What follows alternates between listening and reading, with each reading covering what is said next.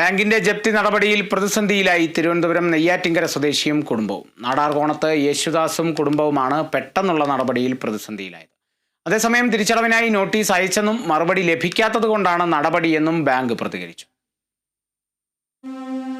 Neyyattinkara urban ബാങ്കിൽ നിന്ന് 2013 യേശുദാസ് 1.5 ലക്ഷം രൂപ വായ്പ എടുക്കുന്നത്. തുടർന്ന് പല തവണകളിലായി 1,80,000 രൂപയോളം തിരിച്ചടച്ചിട്ടുമുണ്ട്. എന്നാൽ കൊറോണയും രോഗിയായ ഭാര്യയുടെ ചികിത്സാ ചെലവും വായ്പാടവുകൾ മുടക്കി. ബാങ്കിൽ നിന്നും നിരവധി തവണ നോട്ടീസ് വന്നിരുന്നുവെങ്കിലും യേശുദാസ് അതൊന്നും അറിഞ്ഞിരുന്നില്ല. മകൻ ജിനു നോട്ടീസുകളെ കുറിച്ച് അറിയിച്ചിരുന്നില്ലെന്ന് യേശുദാസ് പറയുന്നു. കൊറോണ സമയമായപ്പോൾ പിന്നെ എനിക്ക് പഠിക്ക് പോകാൻ പറ്റാതെ കൊണ്ട് 20,000 അടച്ച് പോയിട്ടല്ലാതെ പിന്നീടാണ് ഈ 6,000 വീണ്ടും പലിശ വന്നത്.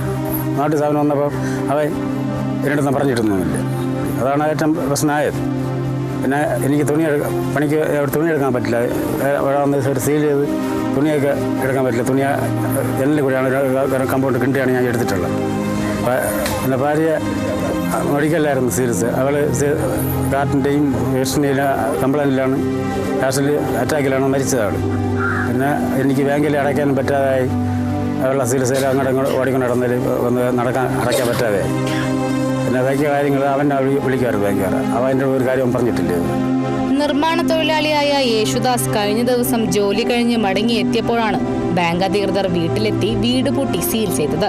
ബാങ്കിന്റെ പെട്ടെന്നുള്ള നടപടിയിൽ മാറിയൊടുക്കാൻ വസ്ത്രം പോലുമില്ലാതെ സമീപത്തെ ബന്ധുവീട്ടിൽ അഭയം തേടിയിരിക്കുകയാണ് യേശുദാസ്.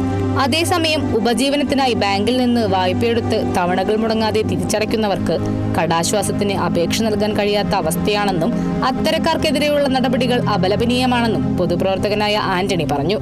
കൂലിപ്പണി ചെയ്തെങ്കിലും അടച്ചുകൊണ്ടിരിക്കുന്നതനുസരിച്ച് ഇത് കുറയില്ല. അത് പിന്നെ പലിശ കൂടിക്കൊണ്ടേയിരിക്കും. എന്നാൽ ഈ നമ്മൾ കൃത്യമായി പലിശ പണിയെടുത്ത് അടച്ചാലും കടാശ്വാസത്തിലേക്ക് നമുക്ക് പോകാൻ കഴിയും. അടയ്ക്കാത്തവർക്ക് കടാശ്വാസത്തിലേക്ക് പോകാൻ കഴിയും. അതൊന്ന് പുനഃപരിശോധിക്കണം. അത് പിന്നെ പാവപ്പെട്ടവരെ ഉപദ്രവിക്കുന്ന ഒരു രീതിയാണ്. ആ നടപടി എന്താണെന്ന് പുനഃപരിശോധിക്കണമെന്ന് ആണ് എനിക്ക് പറയാനുള്ളത്.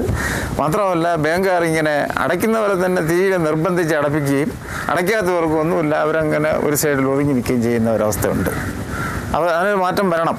എന്നാലേ നമുക്ക് ഈ പാവപ്പെട്ടവരെയൊക്കെ ബാങ്കുകാർക്ക് എന്തെങ്കിലുമൊക്കെ സഹായിക്കാൻ പറ്റുകയുള്ളൂ.